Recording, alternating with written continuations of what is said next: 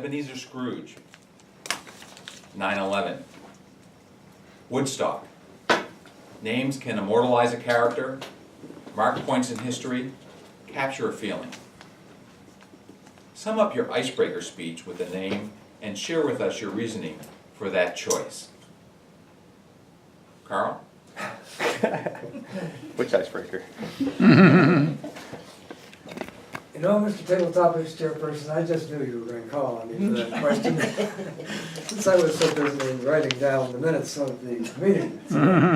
So as I think back to my icebreaker speech, since I've been through the manual more than once, I have to say, now, which icebreaker speech would you have in mind?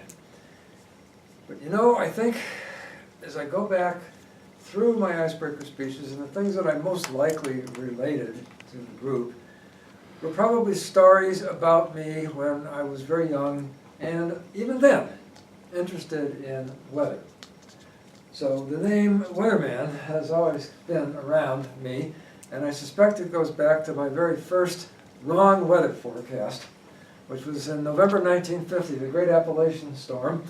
And I was out in the in the sandbox with my friends around the neighborhood, and we were doing things, and this is the day after Thanksgiving, November 25th or 6th, 1950, and the wind was picking up, and I said to my friends, why don't we go in and eat lunch? The wind will probably die down later. Well, we went in and ate lunch and came out, and the wind by that time was up to 50 or 60 miles an hour, and so obviously this was not going well for a forecast. But I was only 8 years old. I mean, after all, what do you want out of an 8-year-old kid?